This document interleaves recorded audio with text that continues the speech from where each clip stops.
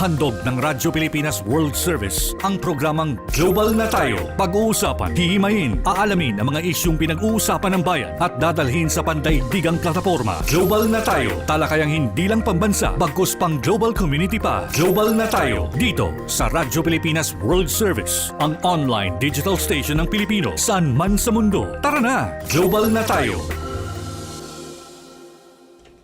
Magandang araw sa ating mga tagapakinig dito sa Radyo Pilipinas World Service. Narito tayong muli para sa isa na naman pong edisyon ng programang Global na Tayo.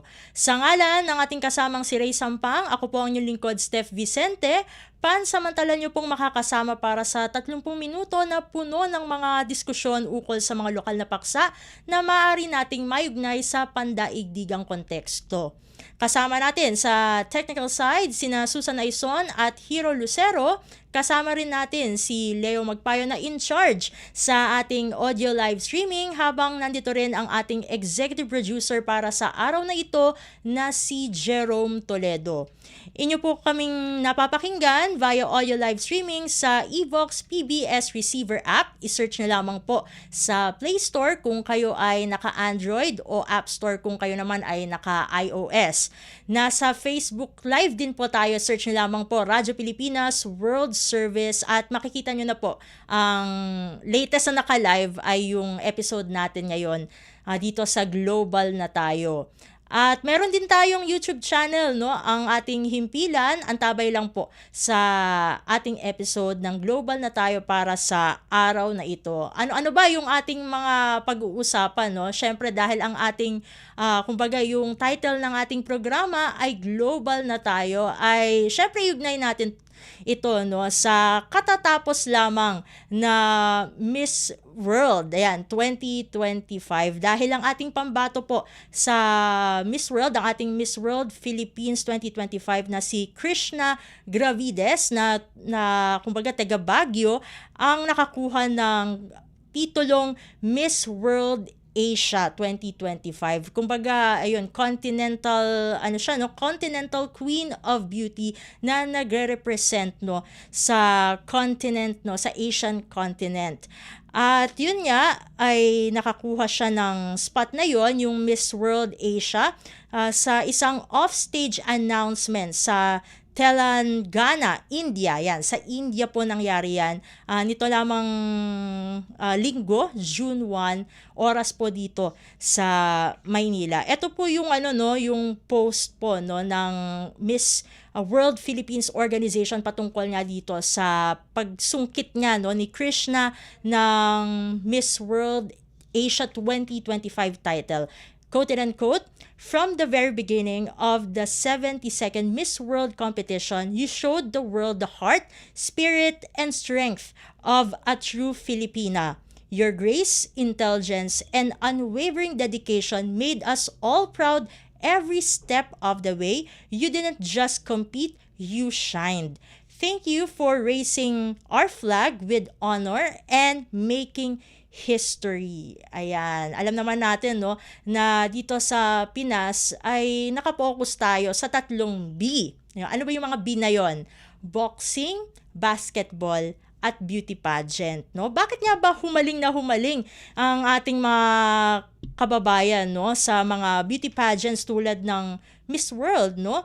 Sabi nga nila, meron tong mga contributing factors na ayon sa mga pag-aaral. Maaaring meron itong historical roots kung saan namana, no, ng ating bansa yung mga beauty pageant na yan sa sa ating colonial past, no, kung saan syempre nabuo yung Manila Carnival, no, na nilikha ng mga opisyal, no, nung tayo sinakop ng mga Amerikano, at doon kinokoronahan ang isang Carnival Queen. Ayun, yun part pala ng history talaga, no, itong pagkahumaling natin sa mga BUCON, no. Isa pa dyan na factor, syempre, yung national success, dahil alam naman natin, no, isa ang Pilipinas sa mga powerhouse, no, mga tinuturing na powerhouse dito sa Asia pagdating sa mga beauty pageant, no. Meron tayong 4, no, na Miss Universe crowns, no, kung saan ang pinakahuling Pinay na nakasungkit ng Miss Universe crown ay syempre, no, si Miss Universe Universe 2018, Catriona Gray, no? Meron naman tayong isang Miss World crown, no? Kumbaga, medyo mailap talaga sa atin, no? Yung Miss World crown, no? Kung saan yung una at latest, no, na nakasungkit na ito noong 2013 ay si Megan Young. Habang yung anim naman natin, no, meron tayong anim na Miss International crowns, no, na huli naman natin na sungkit noong 2016 sa pamagitan ni Kylie Versosa. Habang yung meron tayong apat na Miss Earth, no, na crowns na noong 2017 ay huli itong nasungkit ni Karen Ibasco. So talagang masasabi natin na powerhouse talaga, no, ang Pilipinas pagdating sa mga BUCON, no? At kumbaga ay meron pa tayong mga pag-uusapan, pero ipasok muna natin, no, ang mga kaganapan kanina, no? Dahil pinangunahan ni Pangulong Ferdinand R. Marcos Jr. ang ceremonial turnover ng 229 newly procured operations and maintenance equipment and vehicles sa ilalim ng ikatlong tranche ng National Irrigation Administration o NIA Refleeting Program. Diyan po yan sa Barangay Wawa sa Taguig City. Kani-kanina lang po yan. So eto na po, narito na po si Pangulong Ferdinand R. Marcos Jr. Mula sa Presidential Communications Office at Radyo Pilipinas, ito ang Presidential Live Event. Presidential Live Event.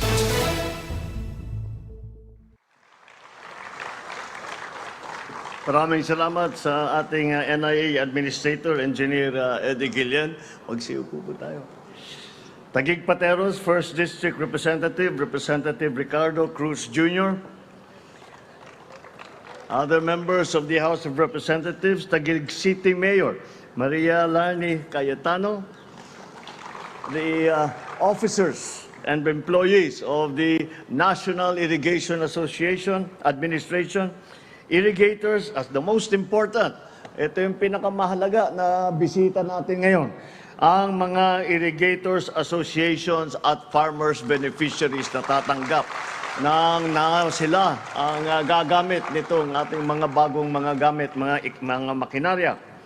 My fellow workers in government, our full partners in development, in the private sector, ladies and gentlemen, magandang umaga po sa inyong lahat. Kanina lang po ay nasaksihan natin ang pamamahagi ng ikatlong tranche ng mga kagamitang pang-irigasyon, pansaka at mga operations and maintenance equipment. Sa tulong ng mga sasakyan, backhoe, dump truck, excavator, umaasa tayo na mas bibilis ang pagsasaayos ng mga nasirang irigasyon at ang pagpapatayo ng mga bagong proyektong patubig. Mula Luzon hanggang Mindanao, maging lowland man o upland farming, siguradong may maasahang sistemang patubig ang mga magsasaka natin.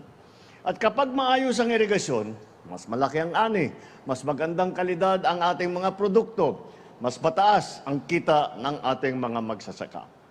Sa pamamagitan ng mga sasakyan at gamit na ito, may pagkain sa hapag at mas matatag ang sektor ng ating agrikultura. Napakahalaga ng refleeting program na NIA, lalo na po sa panahon ngayon. Mabigat ang pagsubok na kinakaharap ng ating mga magsasaka dahil nga sa dinudulot na climate change. Mas matinding init, mas malalang ulan, at pabago-bago. At hindi malaman kung ano, dry season na, kung wet season, pabago-bago ang panahon. Lahat po ng mga ito ay nagdudulot ng pagkasira ng pananim. Kaya atin tinututukan ang kahandaan sa anumang hamon ng kalikasan, tagtuyot man o tag-ulan. Kung may kailangan ayusin sa irigasyon, dapat may agarang aksyon at matibay na solusyon. Kaya po, ang hiling ko sa lahat ng kawani ng NIA, ingatan, alagaan, at gamitin ninyo ang mga sasakyan at pasilidad ng wasto. Saksi ako sa inyong sipag at paglilingkod sa ating mga magsasaka. Ngunit, hiling ko sa inyo na pag-igtingin pa ang inyong pagsisilbi. Makinig sa kanilang mga hinain. Huwag antayin na sila ay lumapit sa inyo. Kayo na ang umikot sa ating mga magsasaka. Pabilisin na ang tugon sa kanilang problema. at higit sa lahat, maglingkod ng tapat. Huwag natin sasayangin ang tiwalang pinagkaloob sa atin ng taong bayan. Para naman sa ating mga magsasaka, hindi namin matutumbasan ang inyong naging sakripisyo. Ngunit, sa bawat programa na aming ginagawa para sa inyo, naway madama ninyo ang aming pagsuporta at pagpapahalaga sa lahat ng ating mga magsasaka.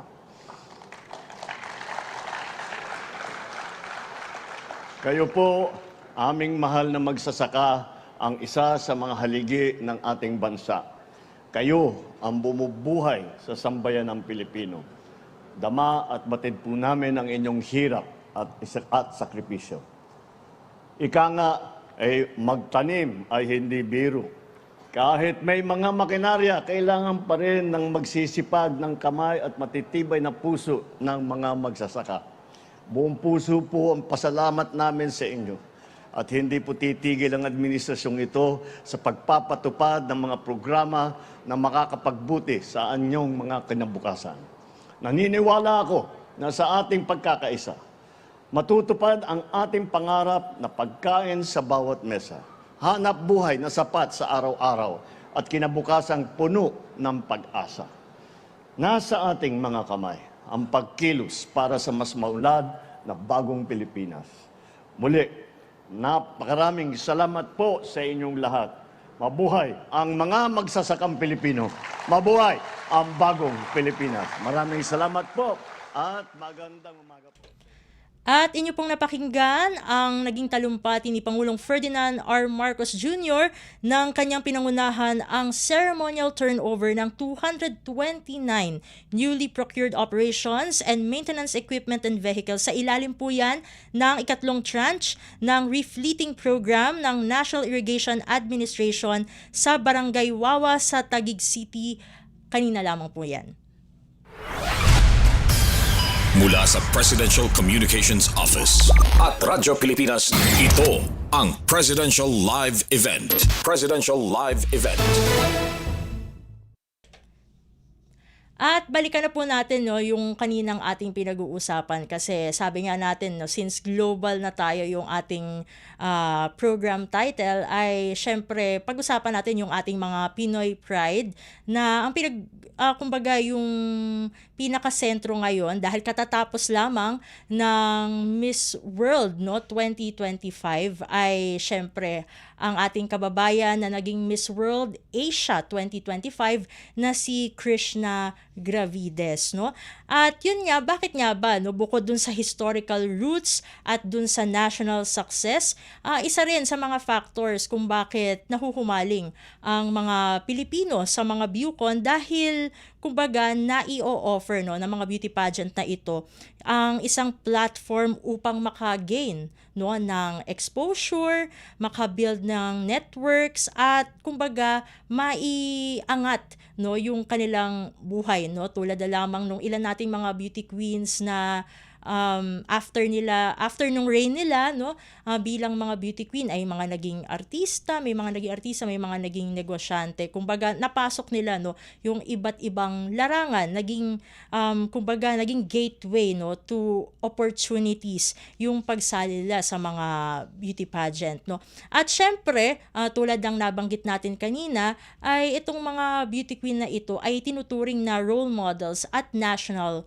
pride At kumbaga, mayroong potential kasi na maka-inspire at maka-impluwensya ng mga nakababatang henerasyon na maaaring gustong maging beauty queen at magkaroon ng kumbaga ng kakayahan para maging person people of influence at maging inspirasyon, maging magandang role model, kumbaga magandang tularan ng ating mga kabataan. And speaking of influence, ayun nga, nagagamit nga din nila yung mga beauty pageants na ito sa paghayag ng kanilang advokasya.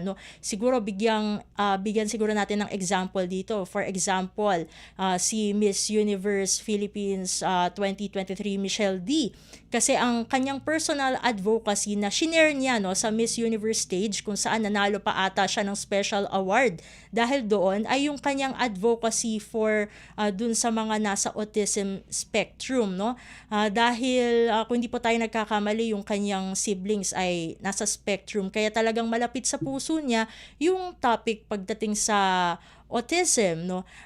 For example din, nung 2015, si Pia Wurtzbach, 'di ba, ay kanyang pinromote yung kanyang advocacy for HIV/AIDS, no? Na talagang yun yung tumatak siguro sa mga judges ng Miss Universe 2015, no? Kaya siya yung tinanghal na Miss Universe that time. Pati rin si Catriona Gray, meron siyang advocacy no para dun sa mga kabataan na nasa tondo na sinabi pa nga niya with silver lining pa nga yung kanyang nabanggit. Kaya parang naging quotable quote niya yun yung pagkakaroon ng silver lining na siya namang dahilan kung bakit hinahangaan siya ng mga kababaihan na kumbaga nag-aspire no maging isang beauty queen no.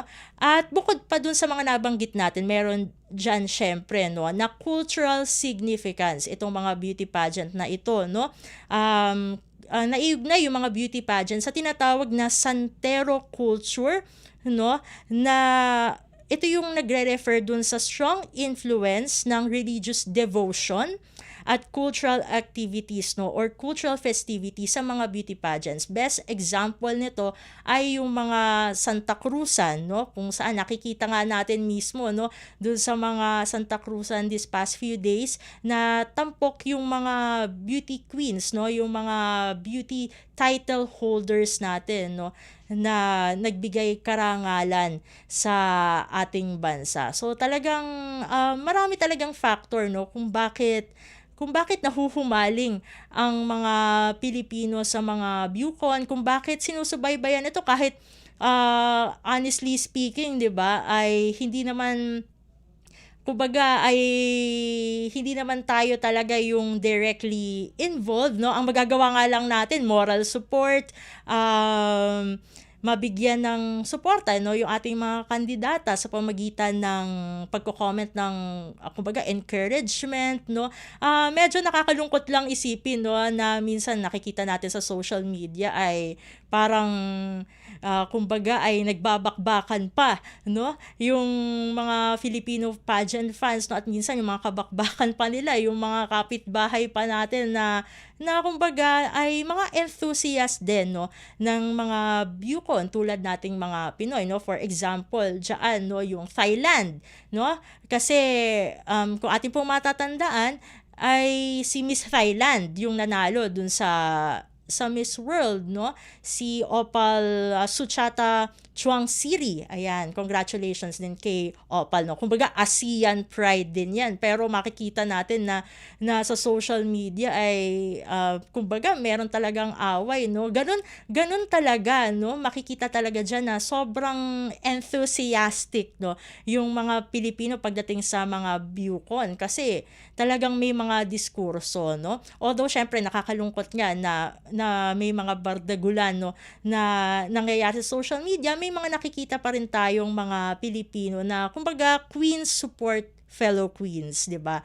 Yung sabi nila, suportahan lang women empowerment no. Dapat wala nang mga conflict kasi syempre lahat naman ng kandidata no, mapa national pageant man yan o international pageants no tulad ng Miss Universe, Miss International, Miss World at Miss Earth ay kumbaga lahat naman yan ay pinaghihirapan ng bawat kandidata. So again, congratulations no sa ating Miss World Asia no na si Krishna Gravides. Ayan, so magbabalik po ang programang Global na Tayo makalipas ang ilang paalala. Time to celebrate kulturang Pinoy. Tradisyon, musika, sining, literatura at iba pa. Anything and everything fun and Filipino. Ito ang Pinoy Kultura. Isang nakagawian ng mga Pilipino na medyo di na natin namamasdan ngayon ay ang pagmamano sa ating mga nakatatanda. It's It's long been part of Philippine culture, a gesture of respect that involves saying mano po, then lightly touching one's forehead on the offered hand of an elder, whether you're lola, lolo, nanay, tatay, ate, kuya, or it's practiced all year round as a form of greeting, usually upon entering an elder's house or attending family reunions. Mano na tayo next time we see our elders. Yan ang Pinoy kultura because our culture is cool.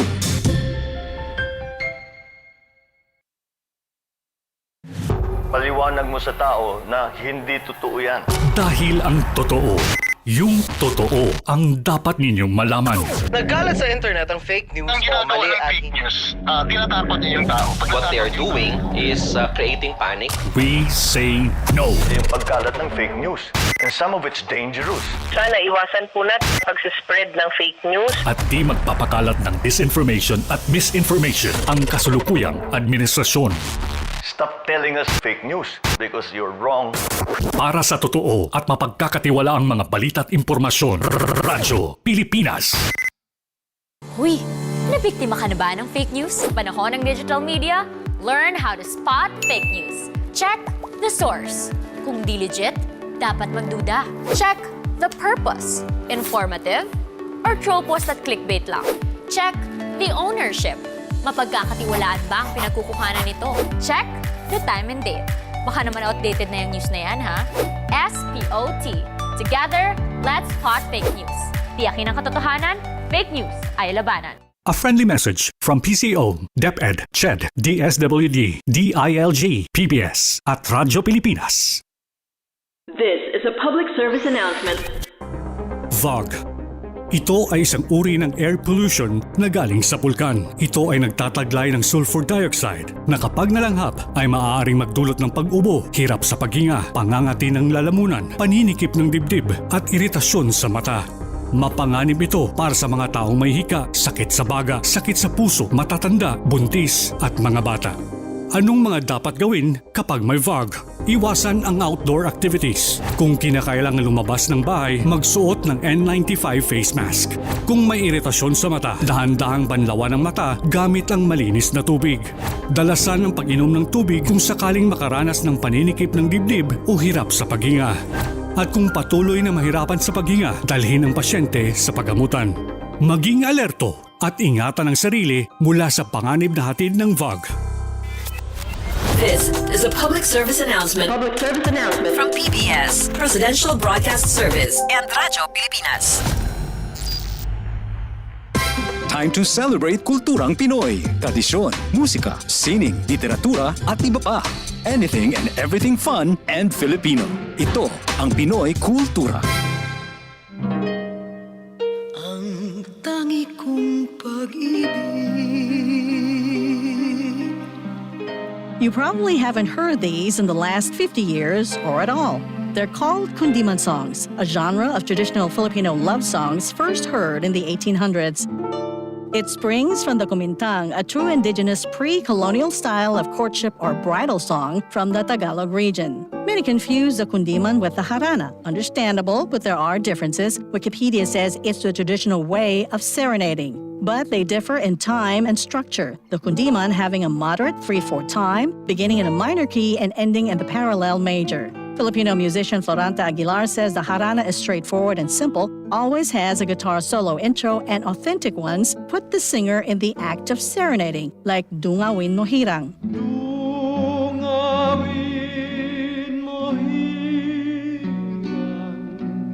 He says a notable difference, it's fatalistic lyrics. Kaawa-awang tao or sitwasyon where the lyrics portray one's choices or actions make no difference because everything is left to fate. Sabi niya, kadalasan ang manganganta ng kundiman ay heartbroken or sawi. Mahirap lang at ang tanging alay niya ay ang kanyang walang kamatayang pag-ibig.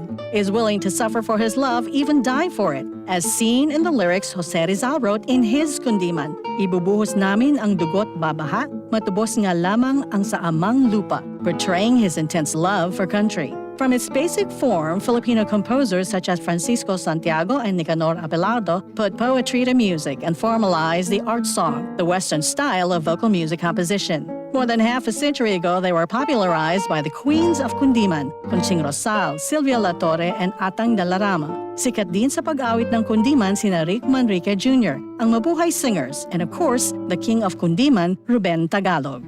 You might not hear this authentic art form out of the radio anymore, but I hear it does on a particular app. Might be cool to listen to, learn from, maybe even sing to your grandma or grandpa or for yourself. A way to connect with the heartrending roots of something truly Filipino. Yan ang Pinoy Kultura because our culture is cool. Radyo Pilipinas World Service Online. Reaching you in digital format. Anytime, anywhere. From Manila, Philippines. At tayo nagbabalik na po sa ating programang Global na Tayo. Kasama pa rin po ang inyong lingkod, Steph Vicente.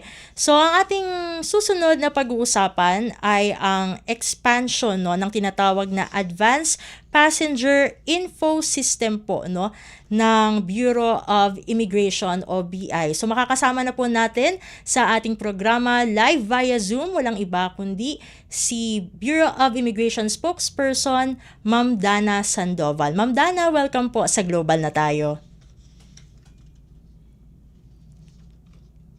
Ma'am Dana. Hello po, Ma'am Dana. Ayun, habang wala pa po si Ma'am Dana ay medyo may konting tayo pa-background dito sa. Ayan, Ma'am Dana, welcome po sa programang Global na Tayo. Good morning. Magandang umaga po sa inyo. Ayun, magandang umaga rin po. Thank you rin po sa pagpapaunlak sa aming imbitasyon para po sa kaalaman po ng ating mga taga-subaybay dito sa programang Global na Tayo. Ano po ba itong tinatawag muna na Advanced Passenger Information System? Yes, ito pong Advanced Passenger Information System or tinatawag po na APIS is a system na ginagamit po ng maraming immigration agencies worldwide.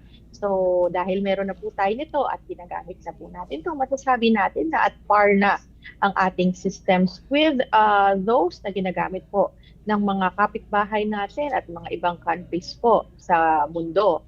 Ito pong APIS na tinatawag na ito ay isa pong system upang makita o makuha yung information from the travelers na papasok po ng Pilipinas bago pa man sila sumakay ng eroplano at bumaba dito sa Pilipinas. So, pag check-in pa lang nila, pumapasok na po sa system ng immigration ang mga detalye ng isang papasok po na individual sa Pilipinas. Agad-agad po, even before makasakay po sila ng eroplano, makikita na natin kung meron silang derogatory record, kung meron po silang mga suspicious travel patterns, kung meron pong Interpol watchlist, halimbawa, we would be able to see that even before they board their aircraft. So, ang malaking bagay po dyan is pwede na po nating i-deny ang kanilang boarding dun sa eroplano, which will save a lot of time, money, effort for the Philippine government dahil hindi na makakasakay man lang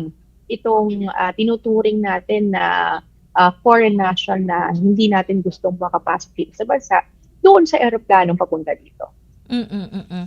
Ma'am Dana, matanong ko lang po, bukod dun sa nabanggit nyo, bakit ganito kahalaga yung pagkakaroon ng APIS, Well, ito po ay technological trend na gusto nating sundan. Ito po ay ginagamit ng maraming immigration agencies worldwide. And this is very important kasi maaga pa lang nakuha na natin yung data or yung information na kinakailangan natin to do analysis at risk assessment ng mga dumadating po ng mga foreign nationals. Imbis na pagdating po dito, saka pa natin titingnan kung ang taong ito po ba ay may record, may kaso, may problema sa immigration. Even before po sumakay ng eroplano, maaari na nating pigilan ang kanya pong pagpunta dito. So napakalaking bagay po ito for the Philippine government. It's the way towards modernization na siya naman pong talagang goal ng Bureau of Immigration ay ma-modernize ang ating mga systems. Ito po, mayroon kumbaga ngayon na gagawing expansion, no, dun sa kasalukuyang APs. Ano naman po yung, kumbaga, nakapaloob dun sa expansion na ito, Ma'am Dana? Yes, doon po sa expansion natin, actually ilang airlines pa lamang po ang on board doon sa first phase ng APIS. Kasama po dyan ang Philippine Airlines, which is our flag carrier, and Cebu Pacific Air. Ngayon po, doon sa expansion niya, may mga iba na rin pong airlines that are pledging to send us their advanced information. Ina-expand po natin to.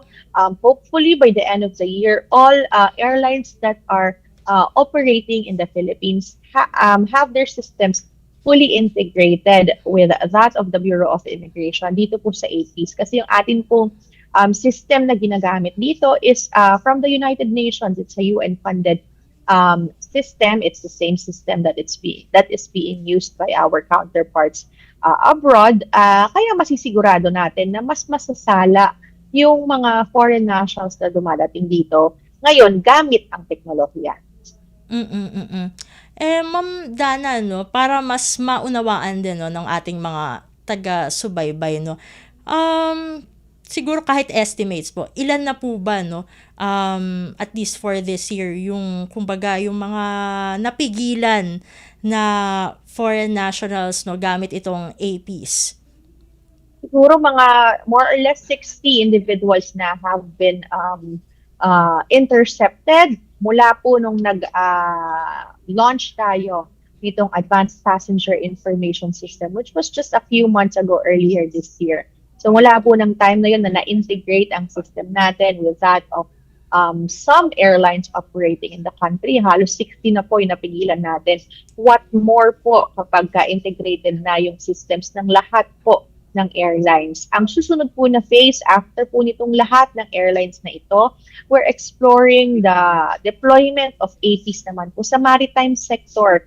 Yung mga barko naman po na dumadating para yung ating pong pag-vet at pag-assess ng mga dumadating na foreign nationals, magagawa po natin yung system-based gamit po ang mga computers natin at electronic po ang vetting. It's easier, it's faster, and it's more efficient po para sa atin. Kumbaga ongoing na po, no, yung coordination ng BI and the maritime sector, tama po? Yes, ongoing po. Nandun po tayo sa unang phase ng pag-aaral. Ang initial deployment po muna natin is itong airlines because nandito po lahat ng bulto ng mga bumabiyahe. Majority po of those who are traveling by air, particularly dito sa Ninoy Aquino International Airport. So ito po ang first phase natin, expanding po to all the other airlines, and later po dun sa maritime sector naman. Without naming, no, any airlines po, no, mga ilan pa po yung mga, kumbaga, nakaabang para sa integration na ito? Ngayon parang may mga apat pa po siguro na airlines that are set to be integrated doon sa system natin. Ngayon, meron na tayong 4 airlines na integrated na fully. There are around 4 pa na mga susunod sa mga susunod po na linggo. And later on during this year, lahat po ng airlines na nag-ooperate sa Philippines, yan po ang target natin na ma-integrate sa system. Ayun. Kumbaga, final message po, paalala na lang po sa ating mga kababayan, maging sa ating, kumbaga, yung mga pumapasok na foreign nationals para, kumbaga, hindi sila, kumbaga, ma-flag, no, nitong APs. Yes, ito pong Advanced Passenger Information System, ito po ay ginagamit natin upang mas maging efficient at mas reliable po ang ating systems gamit po ang teknolohiya. Makakaasa po kayo na through the system, mas magiging secure at safe po ang ating biyahe because mas maka-flag na natin yung mga individual na hindi naman natin gusto na nandito po sa ating bansa na mga tinuturing natin na security threat. And siguro yung mga kababayan natin and the foreign nationals who will be traveling inbound, papasok po ng bansa. Wala pong kailangang ikabahala. Ito pong bagong system na ito ay talagang makakatulong na mas mapabilis at mapabuti po ang serbisyo ng Bureau of Immigration para po sa lahat ng biyahero. Ayun, maraming salamat po ulit, Ma'am Dana, sa pagpapaunlak sa aming imbitasyon na makasama po dito po sa aming programang Global na Tayo. Salamat po, magandang umaga.